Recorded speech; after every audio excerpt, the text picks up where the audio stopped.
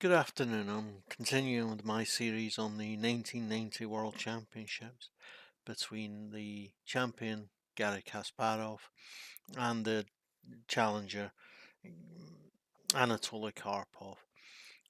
They shared their first 7 games with some draws, and then in game 16, after a 103 move marathon endgame, Kasparov won. This is the next game. Karpov has white, and this is his chance to strike back. D4, knight to f6, the Indian game. Puts pressure on this square and this square, challenging the centre a little more indirectly. I'll just get rid of this analysis. C4, G6, so it could be a King's Indian, could be a Grunfeld, not quite decided yet. Knight comes to C3, Grunfeld defence. The idea with the Grunfeld defence is that white establishes a fairly strong centre which black can then attack from the sides, and black in compensation gets a very powerful bishop on the long diagonal. So pawn is taken, it's taken, and the knight is chased and it's taken, and this is the strong centre for white. The bishop comes to g7, and this is the powerful bishop on the long diagonal in compensation, and he might have chances to attack the centre with things like c5. So bishop comes c3 to strengthen the centre, and the pawn comes to c5 immediately. If the pawn is taken, then bishop here check picks up an exchange. So obviously doesn't take, and he puts the queen on a square where it supports the bishop and where itself is supported by the bishop, so that he's threatening to play bishop takes pawn and win a pawn. Kasparov ignores this and castles. It's known not to be particularly good to go for this pawn structure. So knight comes to f3. Bishop comes to g4. He's threatening to do damage to the pawn structure of Karpov. So the knight comes to g5 to avoid that trouble, and now he takes the pawn, and the pawn is taken, and white already has a smaller centre.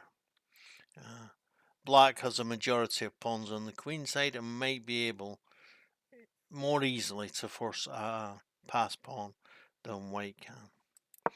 Knight comes c6, so it's got 3 attackers on the d pawn and it's defended twice. h3 to attack the bishop, and the bishop comes to d7. And the rook comes to b1, threatening this pawn. The rook comes to c8. So the knight can now come to f3 and be another defender for this weakened pawn. The knight comes to a5. This is a fairly common move in queenside openings, and has a little bit of history in the World Championship there. Spassky got his knight caught offside by playing to a5 in one of his games against Fischer. And he's certainly not the only person who's been in that position. I think Spassky also won a game, not in the World Championship, on the same theme. So, yeah, this knight can have troubles on a5. It is a bit out of the way, but, it allows freer movement for this bishop. Bishop comes to d3, supporting the pawn, but now it takes away the queen's defence of the pawn, so it's now just defended by the knight and bishop. Bishop comes to e6. Maybe he's thinking about coming to c4, and if it's taken, he takes with a knight and he gets a fork on the queen and bishop. He castles, and the bishop does come to c4. And the rook doubles up. He's willing to let Karpov take. Karpov's not in a hurry to take. He rather goes to attack against this weakened against the e6 pawn. Strengthens up his pawn chain, and the rook comes to c1. Not threatening to do anything here yet because it's well covered. It's covered by the pawn, the knight, and the rook. So the bishop takes, because otherwise at this moment he is threatening to play bishop takes pawn, and when the bishop is taken he can pick up the knight, and then he's gained a pawn. So just take care of that threat. And now again he's threatening to take the pawn on e7, which is undefended. So the rook defends the pawn on e7, and the rook attacks the queen on c8. Queen comes to b7, and the pawn comes to e5 to d5 even, to stop the queen attacking this one. It does open up this powerful diagonal for the bishop, but how useful will this prove to be? Knight comes to c4 and is immediately challenged. He takes, and he takes back with the bishop, so the queen is still supporting this pawn, and so they might be able to think about playing bishop to c3 and challenging this bishop. Yeah, he offers a rook trade, and instead of taking the rook trade, he's willing to let the swap happen on his terms. Karpov says, "Yeah, you want these rooks off, right? You have to take." The idea of it is that if he takes, then white takes, and if he takes with the queen, then queen comes to f8, e8, d8, even check. Bishop has to come back, and the bishop comes to h6, and the king gets to hide from all the checks. There is no perpetual, and then yeah, he wins a piece in that way, so he can't afford for that to happen. So bishop comes to e5, which gives the square g7 to the king, and the bishop is challenged, and it goes to b8. Probably it might have been better just to accept that the bishop couldn't be held on to and let it go. It's probably just as good as having it on the poor square b8. White immediately threatens mate on g7, and f6 is the only choice he's left with. Bishop comes to a5 to make it possible to play rook here or rook here, depending on how black answers.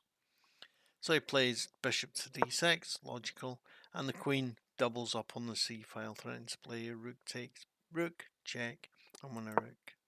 So rook moves out of the way, and the pawn sneaks up. King comes forward a square, maybe a bit more solid there. I think it's also a bit risky. He's just making his own position a bit more solid before he does anything. The king's going to come to h2 or g2 to support these pawns. The queen is threatened and comes to c5. Comes to h4, and now the bishop comes to c7. You know, he wants to have a swap off of bishops. Obviously he wants to do it on his terms, because if he takes, then when he takes, he threatens the queen, and he threatens this pawn twice, and he's going to win it. So Kasparov can't accept that, so he comes to a1. He is trying hard to avoid the swaps of his best piece, the long diagonal bishop, but on a1 it has little influence over the game. Not none, but little. So bishop comes to f4, maybe it's coming to d3 and e5. Queen comes to d7, and the rook threatens the queen. Queen comes to d8, and the pawn comes forward. Now he's threatening to play pawn takes, or rook takes, or yeah. Pawn comes to g5, and he ignores that and threatens the rook. The rook comes to f8, and the bishop comes to d2. So they can maybe think about playing bishop here and then winning this pawn. Bishop comes c5, and the rook comes to b7. And now Kasparov resigns. It's virtually impossible to hold on to the e7 pawn and very difficult to hold on to his queenside pawns, and he is going to get overwhelmed. The pawn on d7, the free pawn, is very, very difficult for Kasparov to win, since it stands on a white square, can only be attacked by the queen and rook, and it can be defended by both, so it really ties him down and there's nothing to fight for. And then the match is level again. Yeah, a real tough fight between these two. I think this was at the time, this would have been described as a masterclass in how to deal with the Grunfeld. I think people play the Grunfeld better now, but yeah, still some of the ideas which Karpov used in fighting Kasparov's Grunfeld are the current best ideas for how one fights against the Grunfeld defense. Yeah, don't forget to like, share, comment, and subscribe. Thanks. Bye.